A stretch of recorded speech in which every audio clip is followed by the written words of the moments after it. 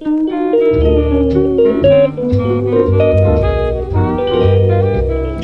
Guys, আজকে শুভ নববর্ষ। আমি একটা মিনি ব্লগ বানিয়েছি আজকে।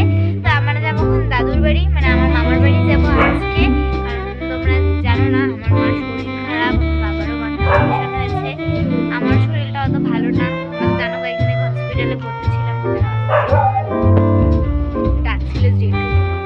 তো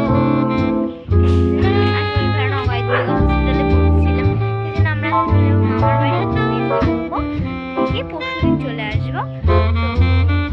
তো যাই, ওখানে গিয়ে ঘুরবো। এখানে না ঘুরতে পারলাম, ওখানে গিয়ে চলো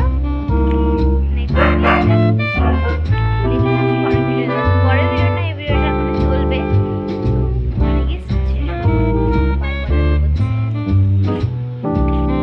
হ্যালো গাইস, আমি আবার চলে এসেছি। এখন যাচ্ছি আমি মামার বাড়িতে।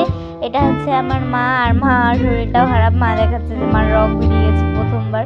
তো আমি এখন চলে এসেছি মামার বাড়িতে। আর বিকেলে আজকে কীর্তনও হবে। তো এখন আমি একটা হাঁটতে বেরিয়েছি, যেহেতু নববর্ষ। আজকে কোথাও ঘুরতে বেরোলাম না, যেহেতু কীর্তন হবে।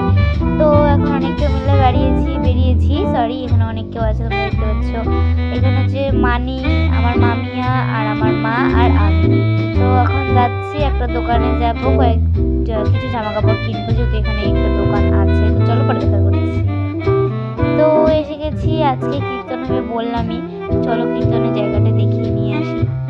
তো যাচ্ছি এই যে দেখো, এখন কেউ আসেনি, অত এসছে 2-3 জন মতো লোক এসছে। তো আমি এখন তোমাদের দেখাচ্ছি, ঘরে কয়েকজন বসে আছে, তাও আমি ভিডিও করছি। তো চলো পরে একটা ভিডিওতে দেখাচ্ছি। বাই।